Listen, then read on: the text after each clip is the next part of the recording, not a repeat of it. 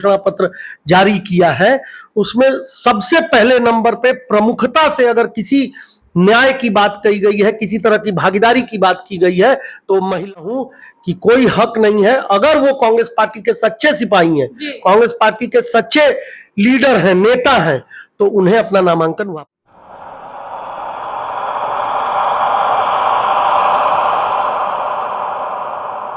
नमस्कार, आप देख रहे हैं ND24 और मैं हूं आपके साथ करुणा तिवारी। इस वक्त हमारे साथ मौजूद है कांग्रेस विधायक संतोष मिश्रा।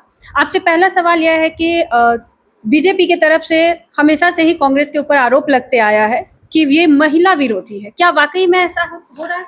नहीं, पहले तो ये शब्द ठीक नहीं रहेगा आपके द्वारा कि हमेशा से। अब पता नहीं हमेशा से मतलब कितनी बारी उन लोगों ने हमेशा को कहा है, लेकिन जो लोग ये आरोप लगा रहे हैं उनको सोचना चाहिए। आज से नहीं, इंदिरा जी प्रधानमंत्री हुई, पहली महिला प्रधानमंत्री इंदिरा गांधी इस देश की, और कितनी सशक्त थी इसके बारे में सब कोई जानता है, पूरा विश्व जानता है। पहली महिला लोकसभा स्पीकर कांग्रेस पार्टी की तरफ से मीरा कुमार, आप उसके बारे में अंदेशा लगा सकते हैं कि किस तरह की महिला रही। पहली महिला राष्ट्रपति इस देश की प्रतिभा देवी सिंह पाटिल, हमारे पार्टी से निकल के आई हैं। महिलाओं को पंचायत में 33% या उससे अधिक आरक्षण देने का, वो अधिकार देने का अगर कोई कानून लेके आया तो वो राजीव गांधी जी लेके आए। महिला सशक्तिकरण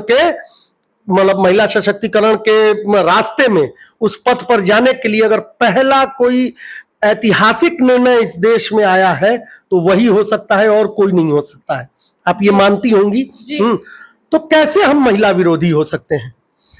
उसके अलावा अभी जो हमारे न्याय पत्र में आपने देखा होगा, जो हमने अपना घोषणा पत्र जारी किया है, उसमें सबसे पहले नंबर पे प्रमुखता से अगर किसी न्याय की बात कही गई है, किसी तरह की भागीदारी की बात की गई है, तो महिलाओं के भागीदारी की बात की गई है, महिलाओं के प्रति न्याय की बात की गई है और उनके सशक्तिकरण की बात की गई है।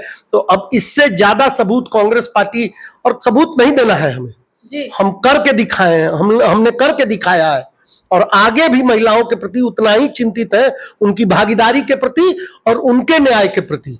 एक और मैं सबूत देना चाहता हूं, जब निर्भया केस हुआ था तो सबसे पहले कौन उस महिला के लिए खड़ा था? राहुल गांधी खड़े थे और उन्होंने मदद किया, या जो भी है वो तो सबूत है उसका। आप वीडियो निकलवा सकती हैं।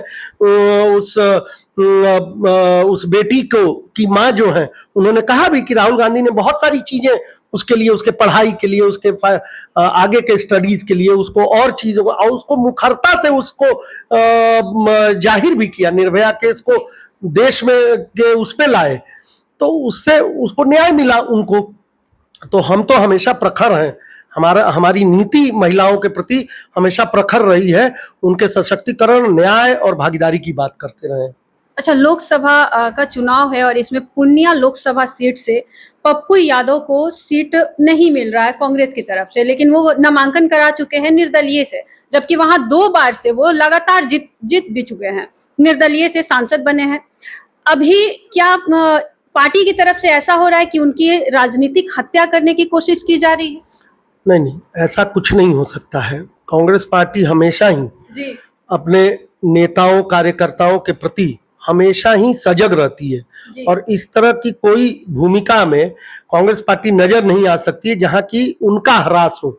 और पप्पू यादव जी खुद ही बहुत बड़े नेता हैं इस देश में, सांसद रह चुके हैं कई बार, सुपौल से, मधेपुरा से, पूर्णिया से, लेकिन एक समय बीत चुका है। जो 2 बारी की बात आप कर रही हैं, एक समय हो चुका है, समय बदल चुका है।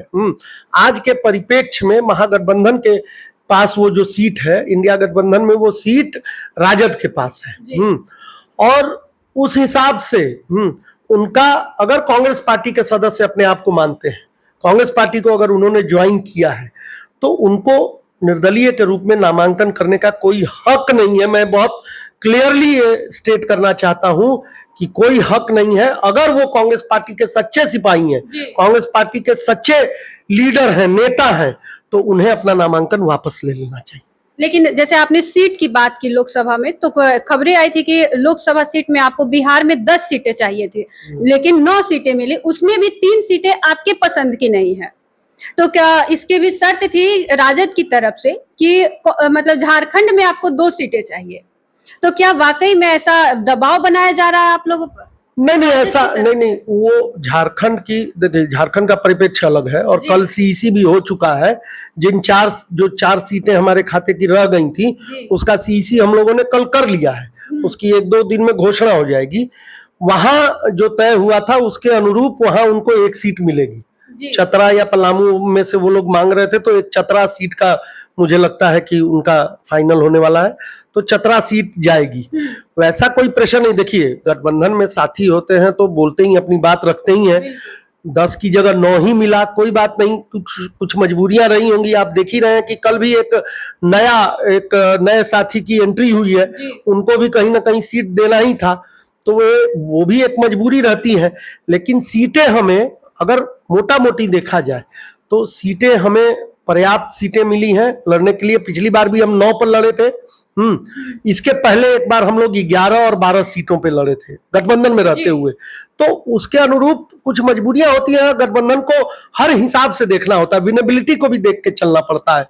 और बाकी मुझे नहीं लगता कि कोई सीट ऐसी है जो कि कमजोर है हमारे दृष्टिकोण से। हमारे पास हमारे सभी 9 सीटों पे मजबूत प्रत्याशी हैं और उसकी प्रक्रिया चल रही है। आगे आने वाले समय में 1-2 दिनों में आप देखेंगे कि 6 सीटों का भी स्क्रीनिंग और सीसी हो जाएगा 1-2 दिन के भीतर। अच्छा सर, महागठबंधन में अभी केजरीवाल जी अलग दिख रहे हैं, ममता बनर्जी जी अलग दिख रही हैं, साथ में अभी मतलब पप्पू यादव विलय होकर भी वो एक तरीके से अलग ही चुनाव लड़ रहे हैं। क्या महागठबंधन में फूट पड़ रही है, आपसी मनमुटाव हो रही है? देखिए, अगर केजरीवाल जी की आप बात करेंगी तो कुछ अलग नहीं। अभी इंडिया गठबंधन की एक रैली हुई दिल्ली में, कितनी विशाल रैली हुई, महारैली जिसको आप कह सकते हैं, और स्पष्ट संदेश दिया। सारे 27 दल के इंडिया गठबंधन के नेता उस मंच पर थे। राहुल जी से लेके फारूक अब्दुल्ला साहब हो या अन्य शरद पवार जी हो, उद्धव ठाकरे जी हो, सभी लोग थे वहां। तो इसमें कहाँ केजरीवाल जी अलग दिख रहे हैं? क्योंकि दिल्ली में भूमिका उनकी थी और 3 सीट तो कांग्रेस को दिया ही है उन्होंने। पंजाब में मैं मान सकता हूं कुछ मामला वहां अलग है। जहां तक ममता जी की बात है, उनके भी लोग मजबूती से हम लोग के साथ मतलब खड़े हैं। वहां कुछ उनका अपना इश्यूज है बंगाल को लेके कि जहां वो अलग अलग लड़ रहे हैं।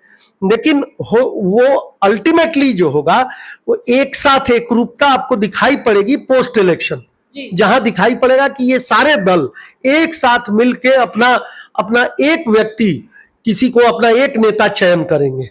तो पहले तो ये है कि हम अपनी विनेबिलिटी श्योर कर लें, हम अपना जो एश्योरिटी है कितनी सीट हम ले आ रहे हैं, तो उसके अनुरूप कुछ समझौता कहीं हो पाया है। वो समझौता उस तरह से उसको जमीन पे उतारा जा रहा है। कांग्रेस पार्टी का भी अपना बंगाल में अपना कुछ बेस है, तो उसके अनुसार कांग्रेस पार्टी लड़ना चाहती थी और वही हो रहा है।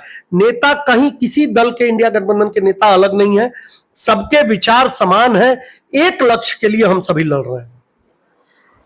तो आपने देखा कि ये कांग्रेस विधायक संतोष मिश्रा जी हमारे साथ थे, इन्होंने क्या कुछ कहा। और भी ऐसे तमाम अपडेट्स के लिए हमारे साथ बने रहे और देखते रहे ND24।